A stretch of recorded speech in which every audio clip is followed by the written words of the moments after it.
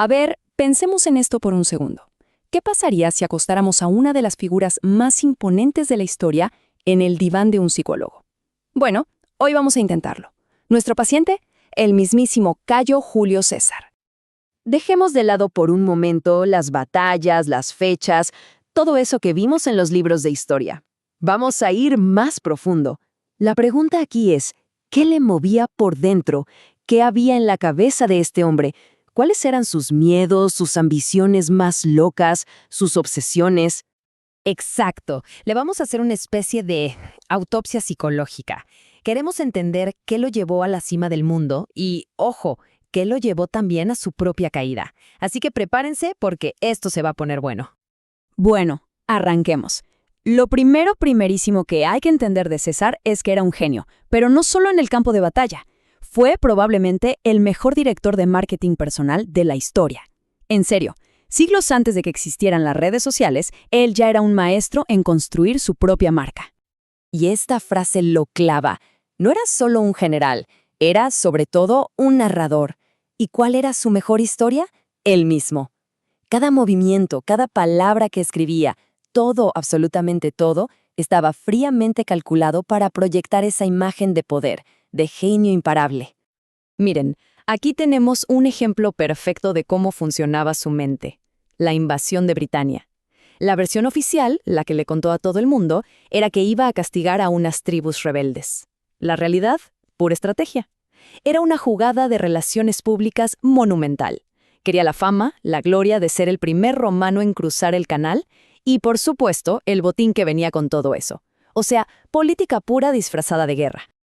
Y su obra maestra fue, sin duda, su libro La Guerra de las Galias. Eso no es un libro de historia, es un manual de propaganda de primer nivel. Pensemos, ¿que su ejército sufría bajas? Esa parte se la saltaba. ¿Que una decisión suya casi resulta en un desastre? No, para nada. La convertía en una jugada maestra para probar al enemigo. El tipo tenía un control total de la narrativa.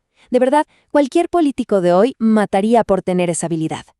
Y claro, toda esta maestría con la propaganda, ¿para qué era? Para una sola cosa, su hambre insaciable de poder. Para César, el juego no era solo ganar batallas aquí y allá.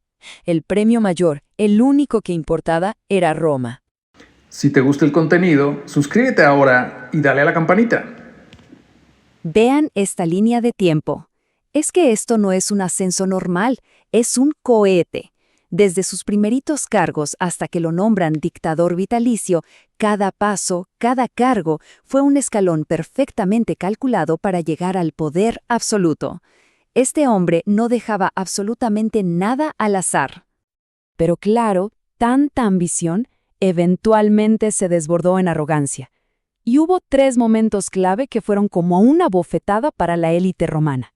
Primero, no se levanta para saludar a los senadores. Un insulto gravísimo. Segundo, saca de su puesto a los tribunos, que eran los representantes del pueblo. Y tercero, el numerito que montó con la corona en el Festival de las Lupercales. Básicamente, les estaba diciendo en su cara, las reglas ya no son para mí. Y el Senado, vaya que captó el mensaje. Y si quedaba alguna duda, escuchen esto. Son sus propias palabras, o al menos eso dicen. En un pueblito perdido en los Alpes, soltó esta joya. Preferiría ser el primero aquí que el segundo en Roma. ¡Boom! Ahí está. Esa frase desnuda su psicología por completo. Para César no había medallas de plata. O eras el número 1 o no eras nadie. Era todo o nada. Pero bueno, no todo en la vida de César era política y guerra, ¿verdad? Ahora sí, llegamos a la parte, digamos, más jugosa del asunto, su relación con Cleopatra. Y ojo, no fue un simple romance de telenovela, no. Fue la mezcla perfecta, la fusión definitiva de poder, política y, claro, muchísima pasión. La pregunta del millón. ¿Fue una movida política o fue amor de verdad? Pues, ¿por qué no las dos cosas? Pensemos en la escena. Él, un general romano de 52 años, en la cumbre de su poder. Ella, una reina egipcia de 21, inteligentísima y súper ambiciosa. Juntos eran la power couple del mundo antiguo, sin duda. La ecuación era simple. Él necesitaba la inmensa riqueza de Egipto, y ella necesitaba la fuerza militar de Roma para mantenerse en el trono. Era un negocio redondo, con beneficios, digamos, muy apasionados. Pero mientras ellos vivían su idilio, en Roma, esto era un escándalo de proporciones bíblicas.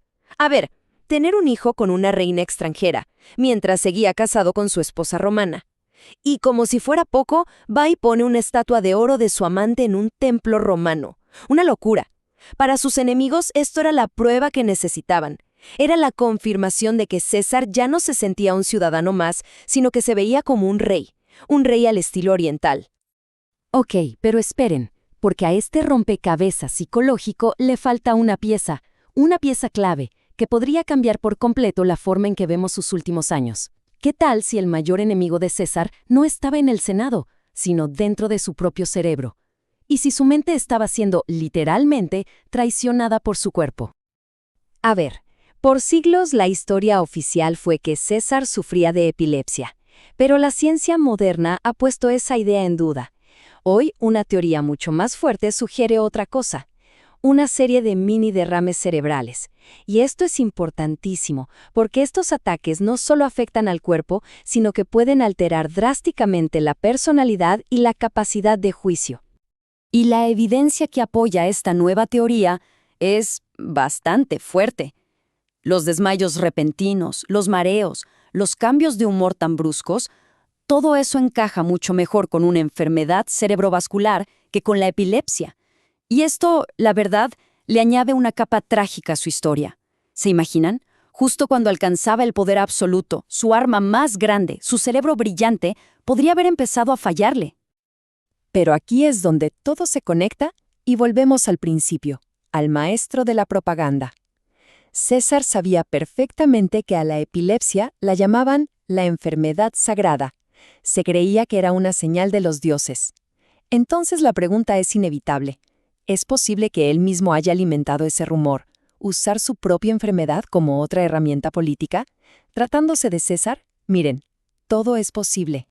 Muy bien, entonces, después de este análisis de poner a César en el diván, ¿cuál es el veredicto? Creo que la clave es esta. No era una sola persona. Era una mezcla complejísima. Un propagandista con tintes narcisistas, sí. Un reformador obsesionado con el poder, también. Un amante calculador, por supuesto. Y quizás un hombre cuya mente brillante estaba siendo traicionada por su cuerpo. En fin, un genio y un tirano, todo en uno, que redefinió el poder, pero que al final tal vez no pudo escapar ni de su propia biología, ni de su ambición sin límites. Y todo esto nos deja con una pregunta final, una paradoja. Si su mente fue su arma más poderosa, la que lo llevó a la cima del mundo, ¿no fue también la causa de su propia caída? Esa misma mente que le dio la arrogancia, el desprecio por las reglas, y que quizás estaba siendo afectada por una enfermedad, ¿fue lo que finalmente puso las dagas en las manos de sus asesinos? Da para pensar, ¿no?